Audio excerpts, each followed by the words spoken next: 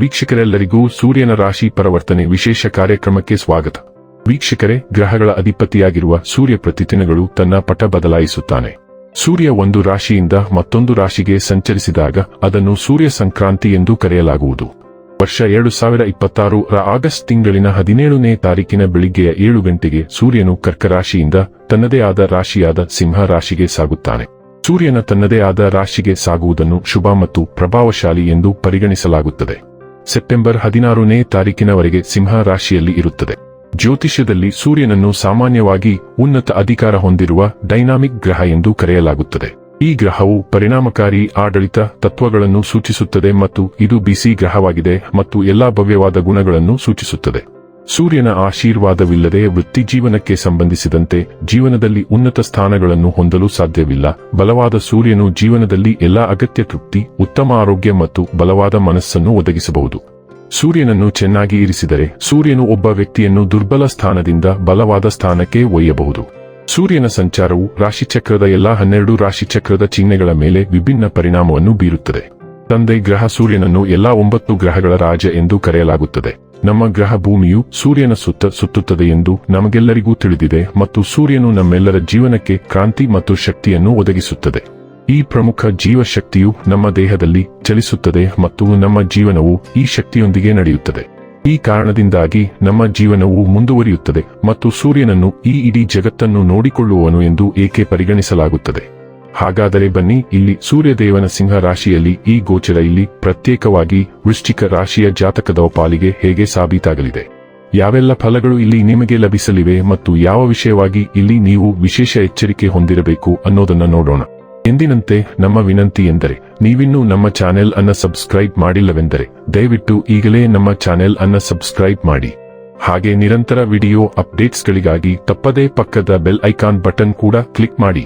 ನಿಮ್ಮ ಜೀವನದಲ್ಲಿಯೂ ಏನಾದರೂ ಸಮಸ್ಯೆಗಳು ಬಾಧಿಸುತ್ತಲಿದ್ದರೆ ಈ ಕೂಡಲೇ ಸ್ಕ್ರೀನ್ ಮೇಲೆ ಕಾಣ್ತಿರುವ ನಮ್ಮ ಗುರೂಜಿ ನಂಬರಿಗೆ ಕರೆ ಮಾಡಿ ಶೀಘ್ರವೇ ಶಾಶ್ವತ ಪರಿಹಾರ ಕಂಡುಕೊಳ್ಳಿ. ವೀಕ್ಷಕರೇ, ವೃಶ್ಚಿಕ ರಾಶಿಯವರಿಗೆ ಸಿಂಹ ರಾಶಿಗೆ ಸೂರ್ಯನ ಪ್ರವೇಶವು ವೃತ್ತಿ ಜೀವನದಲ್ಲಿ ಹೊಸ ಸಾಧನೆಗಳನ್ನು ತರಬಹುದು. ಕೆಲಸದ ಸ್ಥಳದಲ್ಲಿ ನಿಮ್ಮ ಕಠಿಣ ಪರಿಶ್ರಮವನ್ನು ಪ್ರಶಂಸಿಸಲಾಗುತ್ತದೆ ಮತ್ತು ಬಡ್ತಿ ಅಥವಾ ಹೊಸ ಜವಾಬ್ದಾರಿಯನ್ನು ಪಡೆಯುವ ಸಾಧ್ಯತೆಗಳಿವೆ. ವ್ಯಾಪಾರಕ್ಕೆ ಸಂಬಂಧಿಸಿದ ಜನರಿಗೆ ವಿಸ್ತರಣೆಯ ಸಮಯವು ಅನುಕೂಲಕರವಾಗಿರುತ್ತದೆ. ಸರ್ಕಾರಿ ಕೆಲಸ ಮತ್ತು ಆಡಳಿತ ಕ್ಷೇತ್ರಗಳಲ್ಲಿಯೂ ಯಶಸ್ಸಿನ ಸಾಧ್ಯತೆ ಇದೆ. ವೃಶ್ಚಿಕ ರಾಶಿಯವರಿಗೆ ಸೂರ್ಯನು ನಿಮ್ಮ 10ನೇ ಮನೆಯಲ್ಲಿರುತ್ತಾನೆ.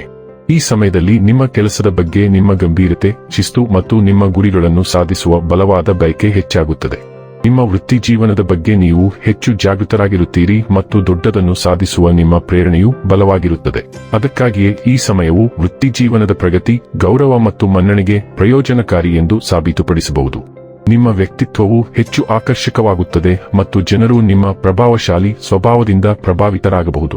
ಕೆಲಸದ ಸ್ಥಳದಲ್ಲಿ ನಿಮ್ಮ ಉಪಸ್ಥಿತಿಯು ಬಲವಾಗಿರುತ್ತದೆ ಮತ್ತು ಮೇಲಧಿಕಾರಿಗಳು ನಿಮ್ಮನ್ನು ಹೆಚ್ಚು ನಂಬಬಹುದು. ನಿಮಗೆ ಪ್ರಮುಖ ಜವಾಬ್ದಾರಿಗಳು ಸಿಗಬಹುದು ಮತ್ತು ನೀವು ಅವುಗಳನ್ನು ಯಶಸ್ವಿಯಾಗಿ ಪೂರೈಸಲು ಸಾಧ್ಯವಾಗುತ್ತದೆ.